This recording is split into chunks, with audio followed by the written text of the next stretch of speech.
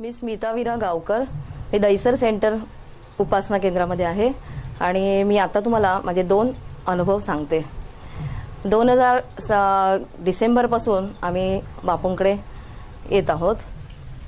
तिथे पहिला अनुभव माझा मुलगा हर्षद गावकर याचं सांगायचं आहे. तो नेव्हीच्या ट्रेनिंगसाठी मद्रासला गेला असताना तिथे सुनामी आली होती आणि त्या सुनामीपासून तो कसा वाचला ते सांगते. कारण ते ट्रेनिंग त्याचं 28 डिसेंबरपर्यंत होतं आणि सुनामी आली 26 डिसेंबरला. पण त्याच्या आधीच ते ट्रेनिंग 2 दिवस आधी संपवून बापूंच्या कृपेने तो मुंबईमध्ये 24 तारखेलाच इकडे आला होता. जेव्हा सुनामी आली तेव्हा डोळे एकदम पाणावले आणि आठवलं, कारण त्यांचं ट्रेनिंग सेंटर एकदमच त्या स्पॉटपासून मद्रासला जो झाला सुनामी त्या स्पॉटपासून एकदम जवळ होतं. म्हणजे जर तिथे तो असता तर तो आम्हाला आता दिसलाच नसता. त्याच्यामुळे बापूंचे खूप खूप धन्यवाद. दुसरा अनुभव गौरी गावकर माझी मुलगी, तर तिचा मी सांगते तुम्हाला. तिच्या लग्नाला तर 3-4 वर्ष झाल्यानंतर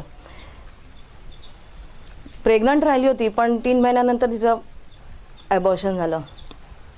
त्यावेळी खूप वाईट वाटलं सगळ्यांना. पण बापूंच्या प्रवचना बसली तेव्हा बापूंनी तिथेच मला उत्तर दिलं की जे नॅचरली होतात ॲबॉर्शन्स त्याच्यात परमेश्वराचं हे असतं, परमेश्वराची इच्छा असते, त्यामुळे आपण वाईट वाटून घेऊ नये.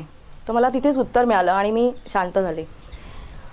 नंतर दादांकडे गेली तर दादा म्हणाले की तिला रामरक्षा, हनुमान चालीसा वगैरे सगळं म्हणायला सांगा.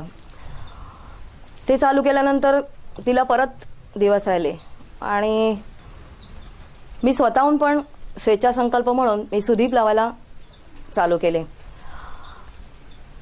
तर त्या सुदीपमध्ये बाधा निवारक आणि पीडानाशक हे 2 सुदीप आणि इच्छापूर्ती हा 3रा, हा माझ्या मनानेच, म्हणजे बापूंनीच मला बुद्धी दिली असणार.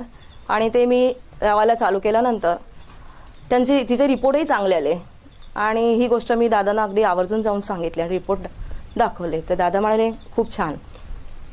तर आणि ते रामरक्षा त्यांनी चालूच ठेवायला सांगितली. मग तिला बेड रेस्ट सांगितल्यानंतर दादा म्हणाले काळजी करू नका, सगळं व्यवस्थित पार पडणार. आणि 9 महिने झाल्यानंतर जे डिलिव्हरीला जरा वेळ झाला तर दादा म्हणाले काही हरकत नाही. ती पुढे गेली डिलिव्हरी तिची, पण व्यवस्थित होऊन सगळं नॉर्मल डिलिव्हरी झाली आणि व्यवस्थित सुंदर मुलगी तिला मिळाली. आम्हाला बापूंच्या कृपेनेच सगळं मिळालं आहे. त्याच्यामुळे हरिओम श्रीराम अंबज्ञ.